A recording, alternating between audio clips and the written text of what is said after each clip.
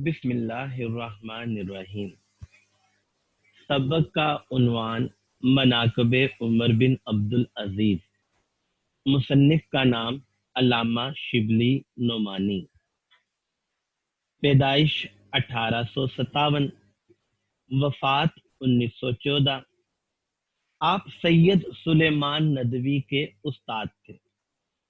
آپ کو یہ اعزاز حاصل ہے کہ اردو زبان میں سب سے پہلے آپ نے سیرت النبی صلی اللہ علیہ وآلہ وسلم پر کتاب لکھی۔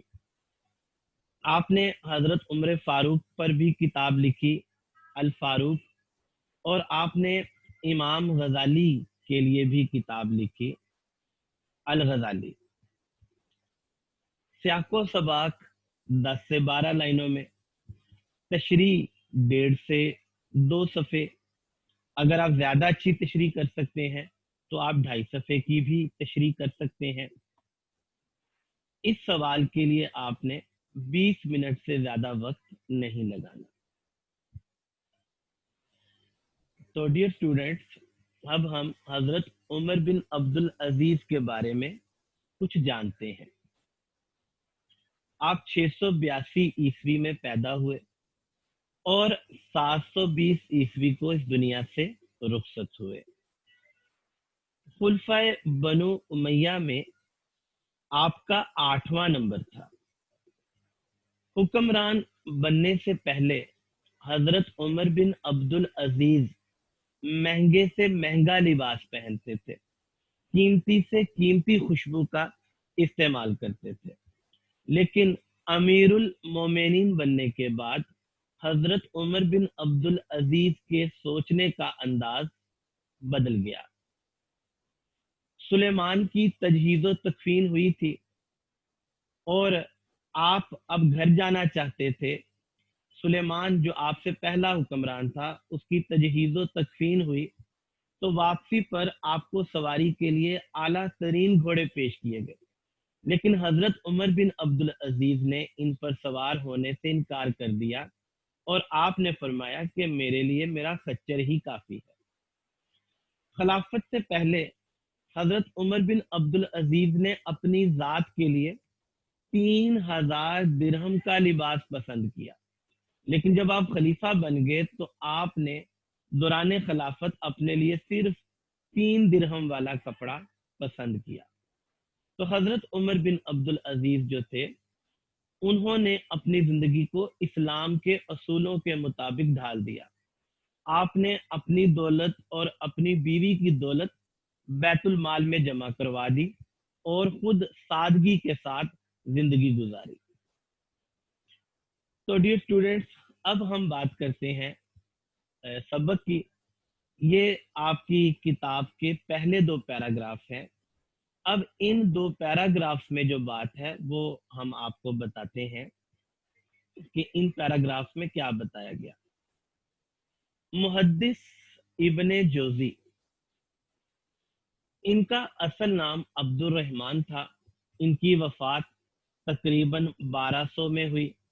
آپ قرآن اور حدیث کے علوم کے ماہر تھے اور آپ نے 250 سے زیادہ کتابیں لکھی ہیں۔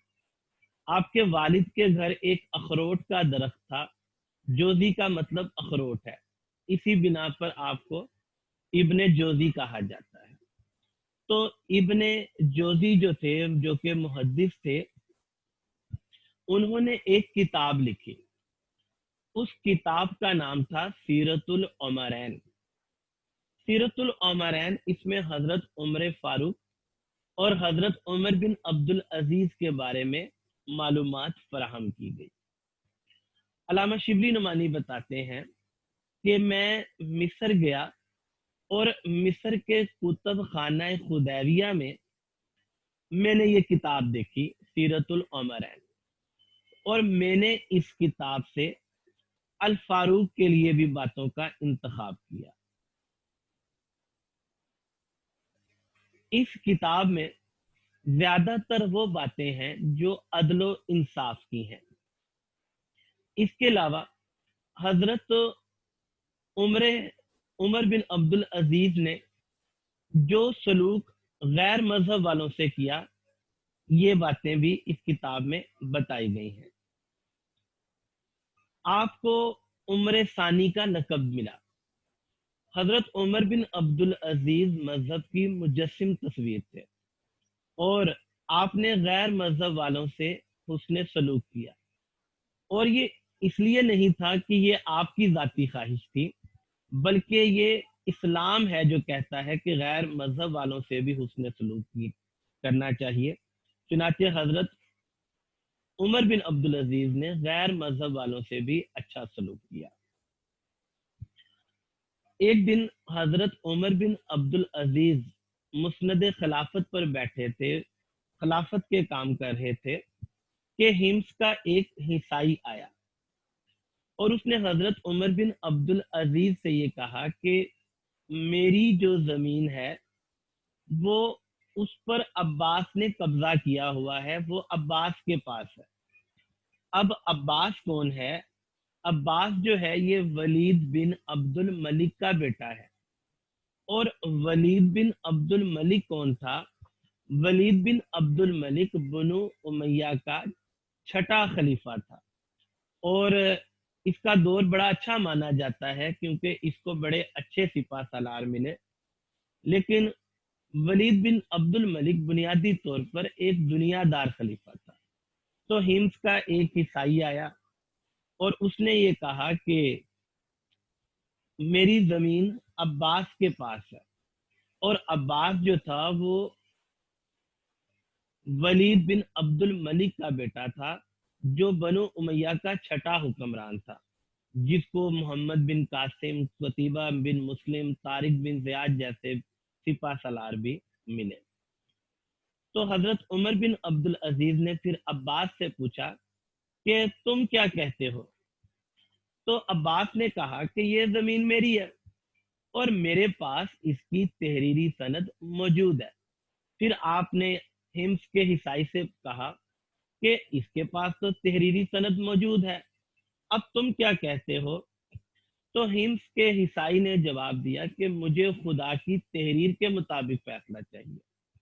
تو حضرت عمر بن عبد العزیز نے عباس سے کہا کہ خدا کی تحریر تیرے باپ کی تحریر پر مقدم ہے، خدا کی تحریر کی تیرے باپ کی تحریر سے زیادہ اہمیت ہے، اور جو زمین تھی وہ عباس سے لے کر اس عیسائی کو دے دی۔ حضرت عمر بن عبد العزیز کا ایک اور یہ کارنامہ تھا کہ آپ نے سلاطین بنو امیہ کے جو حکمران تھے ان کی ناجائز کارروائیوں کو مٹایا۔ حضرت عمر بن عبد العزیز سے جو پہلے کے حکمران تھے جیسے کہ سلیمان، ولید اور عبد الملک، یہ لوگ کیا کرتے تھے؟ عوام سے زمینیں جو عوام کی ملکیت تھی ان سے چھین لیتے تھے، اور اپنے خاندان والوں کو وہ زمینیں دے دیتے تھے۔ تو حضرت عمر بن عبد العزیز سے پہلے کے جو حکمران تھے وہ عوام سے ان کا حق چھینتے، عوام کو محروم کر دیتے، اور اپنی ان عوام کی وہ جو زمینیں تھیں وہ اپنے خاندان والوں کو دے دیتے تھے۔ اس طرح سے ان کی حکومت کو ایک طاقت ملتی تھی۔ اسی طرح کا کام سلاطین تیموریہ نے بھی کیا۔ سلاطین تیموریہ، یہ امیر تیمور جو ہے اس کا شمار دنیا کے عظیم ترین فاتحین میں سے ہوتا ہے، اور امیر تیمور کی 5ویں نسل سے مغل بادشاہ ظہیر الدین بابر پیدا ہوا۔ تو بابر، ہمایوں، اکبر، جہانگیر، شاہ جہاں، اورنگزیب، یہ سب کے سب جو ہیں یہ سلاطین تیموریہ ہیں۔ تو سلاطین تیموریہ کیا کرتے تھے؟ یہ اپنے شہزادوں کو بڑے بڑے صوبے جاگیر کے طور پر عطا کر دیتے تھے۔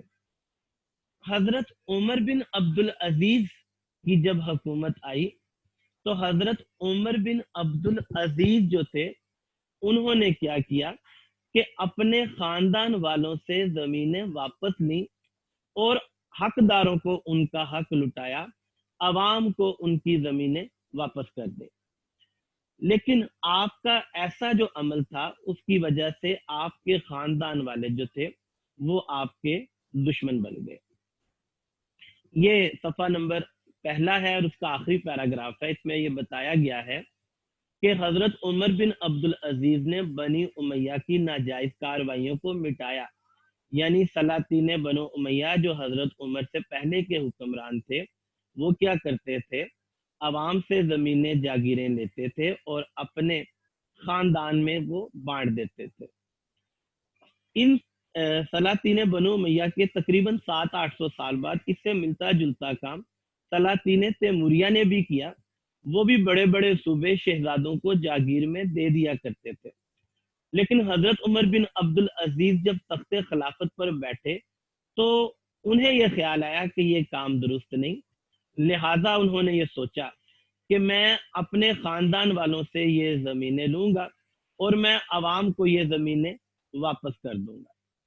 ایسے کر لینے سے خاندان والے ان کے دشمن ہو سکتے تھے، اور آپ کے خاندان والے آپ کے پاس آئے بھی اور انہوں نے کہا کہ ہم آپ کو یہ زمینیں نہیں دیں گے، اور حضرت عمر بن عبدالعزیز نے فرمایا کہ میں تو تم سے یہ زمینیں لوں گا چاہے مجھے تمہیں خاک اور خون میں ہی کیوں نہ ڈبونا پڑے۔